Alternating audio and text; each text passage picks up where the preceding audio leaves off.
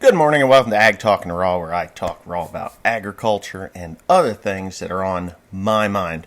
Not your mind, my mind. So, my mind is a dangerous place most days. So, what are we going to talk about today, you mad? Ask, whatever. Ooh, I see an articulated tractor. Somebody gave me that. I can't remember. I know Big Tractor Power gave me one, and that might be it. But I've let William play with that one because he likes it. Of all the tractors, he plays with that one the most. I don't know why, because maybe it's bendy or whatnot. But today is Thanksgiving, and it's always good to do a video on Thanksgiving and other things, because after the turkey is ate and the family members that you hate have all left the table and ran for the door to go home because they hate your guts now. I've had that happen, not my side, my ex-wife's side, over mayonnaise one time. So maybe it'll just make it a Thanksgiving story time. Isn't that always fun?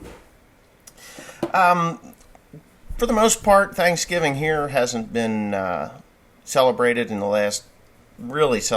much in the last couple of years. You know, my mom and dad used to do Thanksgiving, and since my sister passed, it's been kind of tough, and now her husband has passed, and it just isn't what it was, you know. I don't know whether that's just I don't know. It's just the way it is. My mom and dad are going through a rough time with it still. I think they need therapy personally. I don't know. I don't know if therapy would help them anyway. I struggle with it at times as well. Just feel a bit sad. I haven't been down to the grave marker since my brother-in-law was put in the ground. They were both cremated, so they're here on the farm, but I haven't walked up to the grave, and I think today's the day to do that, so I'll probably take a gun down there, and, you know, I usually take a gun for a walk on a day like today anyway, because I think it's squirrel season, and I haven't shot squirrels in a long time. But that's usually an evening thing, early morning, evening thing for squirrels, because they sleep like 23 hours a day. But anyways, once upon a time, when the older people were all alive and kicking on my ex-wife's side of the family, they used to do Thanksgiving over there. So we would do Thanksgiving over at her grandparents for the most part, and I don't know. We never really did much Thanksgiving at Mom and Dad's because it was just something that Michelle's grandparents always did. Now, her parents, on the other hand, they were never great for Thanksgiving. They just didn't give a rat's ass. They showed up, watched a football game or whatever the hell it is, and then ate the food and learned how to bitch about what Grandma had done. You know, and Grandma was a great person. Both Grandma and Grandpa were great people, and it was my ex-wife's side of the family. Grandma worked in RCA for a while, and Montgomery Wards, and Grandpa, Pop, he worked at Union Carbide for like 30 some odd years, and before that, his career was keeping B-17s, B-24s, and those sorts of things in the air. He was a flight engineer on those airplanes. He knew how to fly them. If the co-pilot got shot up, and on a couple of occasions that did happen, according to him, he didn't speak about it too much, but his favorite airplane just so happened to be the P-38 Lightning. And he loved dinosaurs, and he loved his life and what he had done and in his life, and it was for the greater good. He said while he was up in those airplanes, he says he just couldn't understand why people would want to shoot him out of the air. I mean, they were just going to deliver some bombs, you know, to an occupied France and Germany. But yeah, the Germans shot him up pretty good. He came out unscathed, no bullet wounds, not too bad. A few airplanes that didn't quite make it. Well, they always made it back, but the one story that he actually did express to me out of the 4 or 5 times in the however many years I knew the man, he died in 2005. Grandma died in 2004, March 2004. They died pretty near about a year apart from one another. He had prostate cancer from the from the asbestosis, as they called it, or mesothelioma. It was in his lungs as well, but it was encapsulated. And they said as long as he stayed active and didn't have too much stress in his life, that the cancer would kind of just stay steady. And they had put these little radiated seeds into his nether regions there to keep the cancer from growing, and it would give him terrible hot flashes, and he grew boobs. He said that was kind of weird. Very tall, thin man. He was about 6'2", thin, never overweight at all. But after Grandma died, that's when the stress took over, and she died of liver cancer from the asbestos that he brought home on his work clothes. And that's what happened to a lot of women that did the laundry for their husbands after they worked in these factories. I mean, was it Union Carbide? No, John Mansfield. John Mansfield? No, he worked for Union Carbide. So anyway, she ended up with the liver cancer, and that was a common thing for the asbestos dust to settle there. And she passed first, and then about a year later he did. But on to the Thanksgiving story. Now, they were very happy-go-lucky people, do anything for you. They would take their shirt off their back, both of them, to help you if you needed help, And if they needed something, I was always right there as well. And, it was just they were good people. So Thanksgiving comes along, and they were always health conscious. That's what kind of got me with their cancer, is they were health conscious.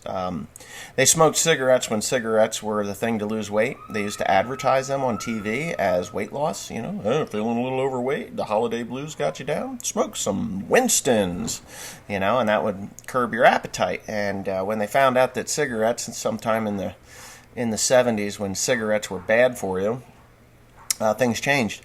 They stopped smoking cold turkey because they didn't want to die from lung cancer and heart disease. They both lived into their, I guess he was probably 82 when he died, and she was right there, 82. I think they were in their 80s. Hell, they've been dead for, too many years now.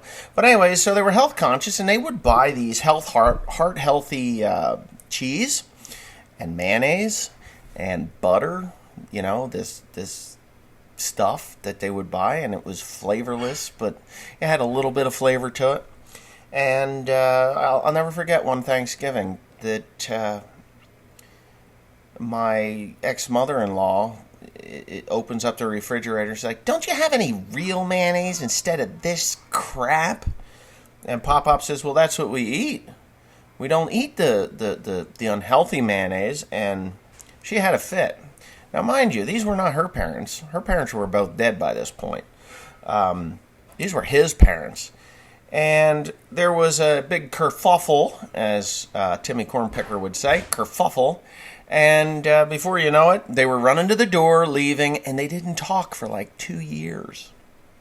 2 years because of this shit. Over mayonnaise and cheese. Now, let's put it this way. Life is too short. You don't get those years back. You just don't get those years back. I always went over and spoke with them, and I had a really good relationship with her grandparents. I always felt that I had a better relationship with her grandparents than I did with her parents, because her father's a bit of a selfish individual, I guess you would say, and I think that's where Michelle gets it from. And, her mother's a very passive person. She doesn't, unless it was with, there were several times that they didn't talk. When I met my now ex-wife's grandparents for the first time, it was at the end of a road. I was driving. I was 17 at the time, and we had been together for 2 years, and I never met them.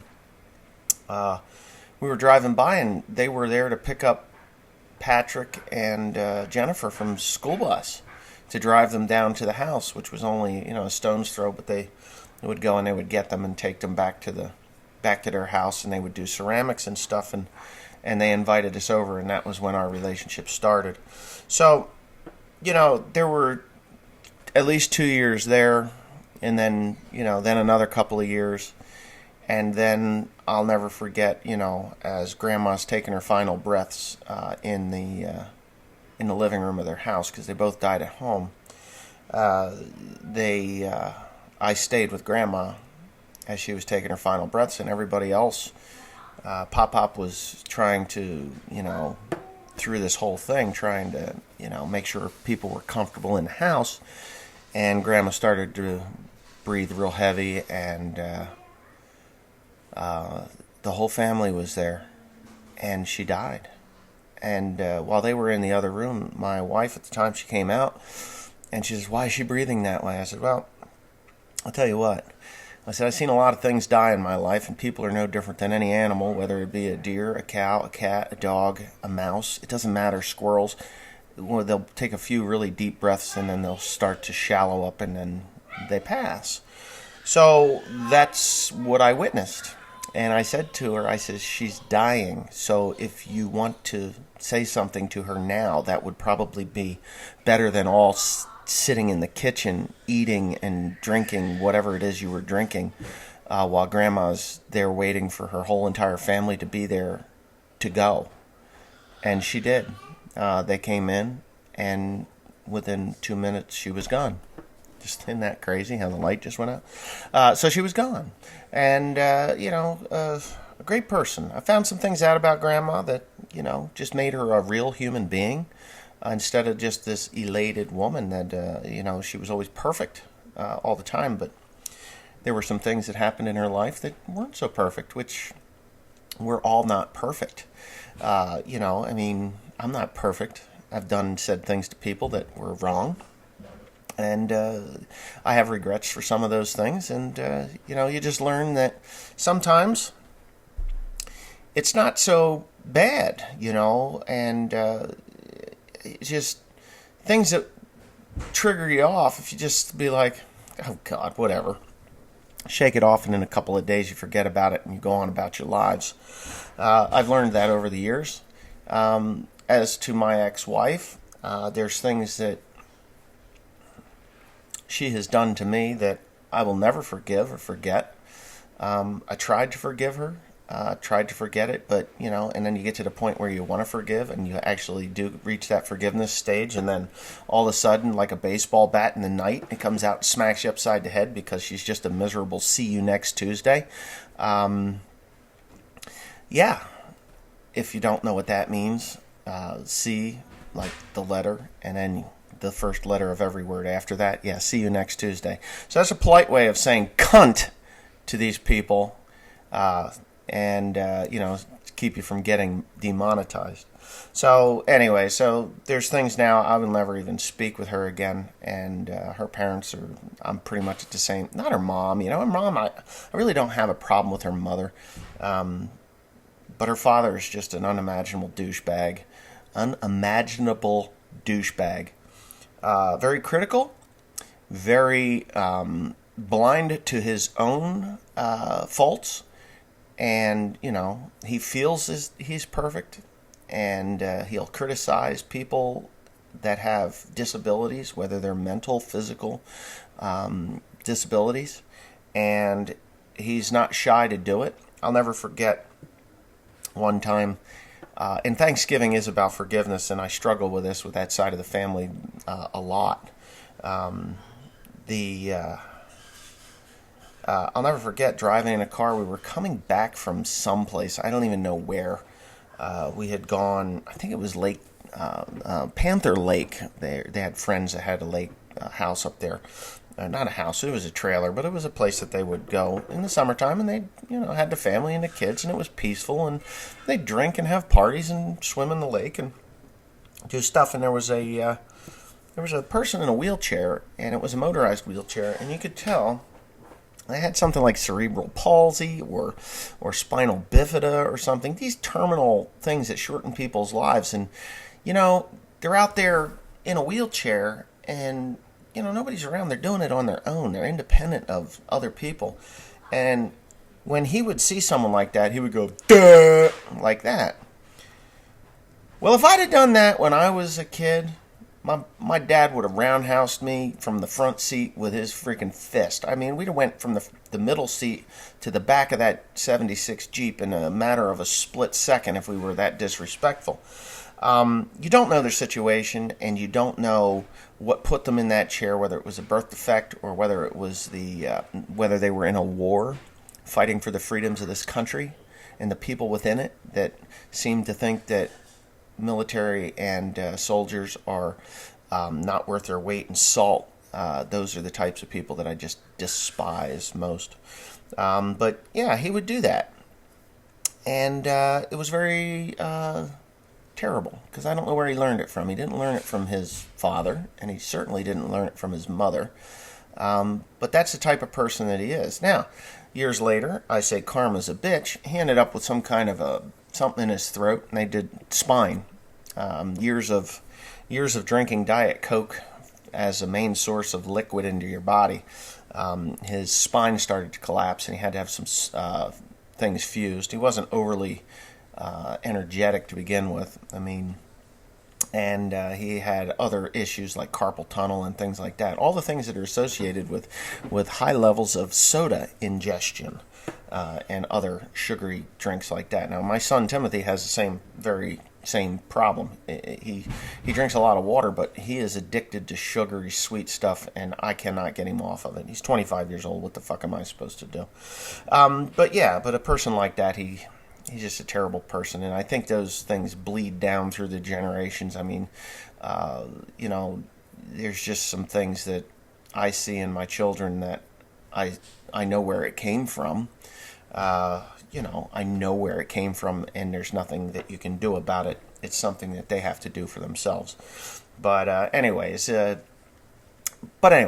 is just a Thanksgiving thing. It has nothing to do with agriculture. It's just totally Thanksgiving 101, I guess, And I just think that I think that this time of year can be a joyous, wonderful time of the year. It is a time of year to be thankful for what you have, thankful for the time that you had with the people that you've lost. And I just wish my parents could get a grasp on that. Like, no, it wasn't natural for Wendy and my sister Wendy and her husband Craig to pass away like that. It wasn't natural. The natural order of things is you bury your parents, and you can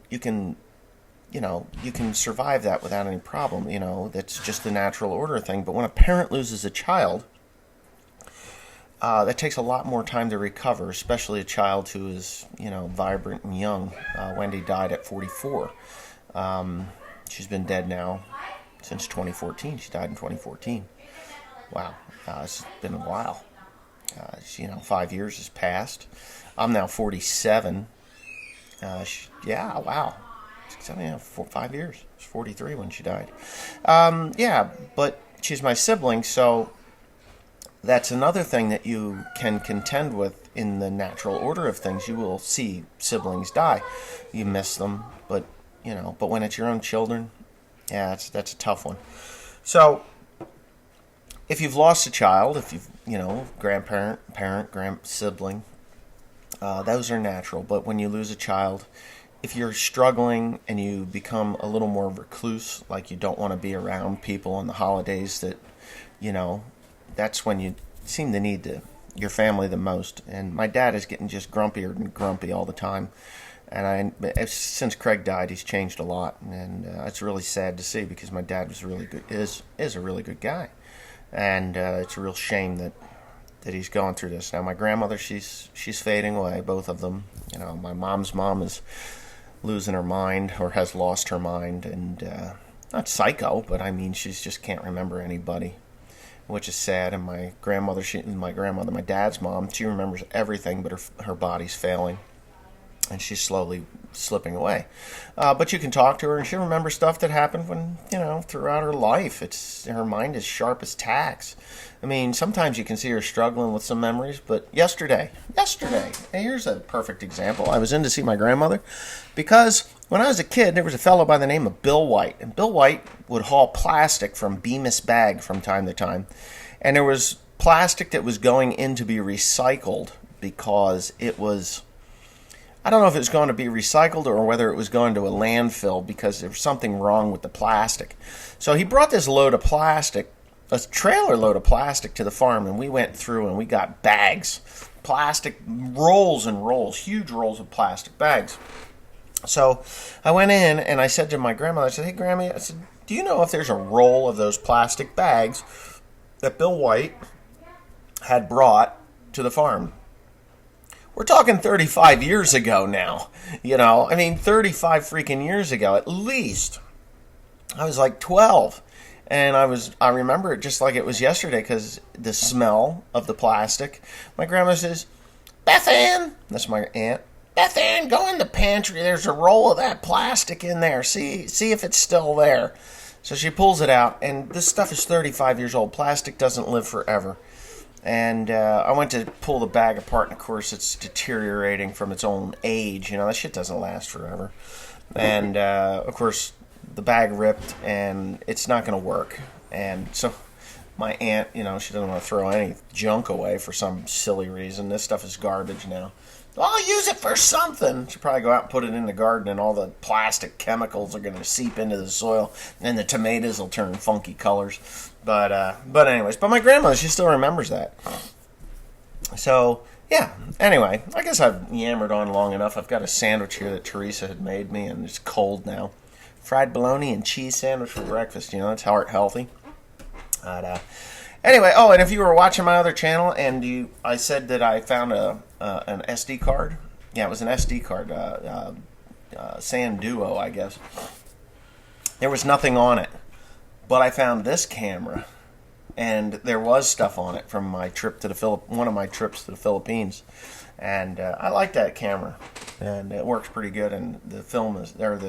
I just downloaded those off of that. Why I didn't have them on my computer before, I have no idea, but they're on there. I've got a lot of footage from the Philippines. It's in this drawer. It's in these things, these little guys here. So I got a lot of those little suckers, and I should go through them and just go through them and see what I got. But anyways, thanks for watching. If you haven't subscribed, go ahead and hit the subscribe button. I guess it's up here, maybe down here, maybe over there. Have yourselves a happy Thanksgiving. Enjoy your family while you got them. And if you're mad at a family member, I got a family member that I'm mad at, and I'm not going to call her. I'm not mad at her. She's just mad at the world. I have a sister, Holly, and she has a distorted view of her childhood. She thinks that she was an abused child, which she wasn't. She was an asshole to my parents, and she deserved the punishments that she received. But when it came down to it, my sister Holly and my sister Wendy were spoiled a lot more than I ever was. They got horses, went to go do gymkhanas and 4-H and stuff like that, whereas believe me, I don't feel bad about this at all. I'm happy about my childhood and the things that I got to do. I got to play baseball, soccer a couple of years, and I wrestled for about 7 years of my life. So, I got to do those things. And my dad wasn't so involved in those things when I was a kid. I only remember a couple of times that he came to wrestling matches and one baseball game, never a soccer match. But it was a farm, there was a lot of things to do, and I felt fortunate for what I was able to do as a child. Now, my sister Holly, she had horses, and Wendy had horses, and Ella had horses. But Ella didn't get to do the things that I got to do. I shouldn't say that. She got to do stuff, but Holly and Wendy were the ones that got the most attention when it came to those horses, because my dad likes horses. I don't know why. I don't. I hate them. I think they're just a waste of freaking time and money. They serve no purpose in today's modern society. You can't even eat the goddamn things. If I was gonna have horses, I would want to eat them. I had horse in Belgium when I was there, and I thought that it was quite a flavorful side of meat. I'd eat them. But here in New Jersey and the United States, I think it's illegal to eat horse. Just silly. It's not like it's even a native animal to the United States. The horse is brought to North America 3 times in history. And out of those 3 times, the 2 preceding times, they went extinct because they died off because there was no use for them, and I don't know. Anyway, at least that's what I was told once upon a time. The true North American animal, I think, is an alpaca, right? No, not an alpaca. No, not alpacas. Alpacas are more suited to do what they used horses for in the United States, I think is what I was saying. So anyways, if you've got a sibling or a family member that you actually can stand to talk to and miss, give them a call today. I will not be calling my sister because I don't really miss her that much. She was a pain in my ass when I was a child. She was a pain in the ass when I was an adult. And I'm still an adult, and she's still a pain in the ass. So I don't care what happens to her, really. It's a pain in the ass. And that sounds heartless, doesn't it? Just absolutely heartless on a day like today.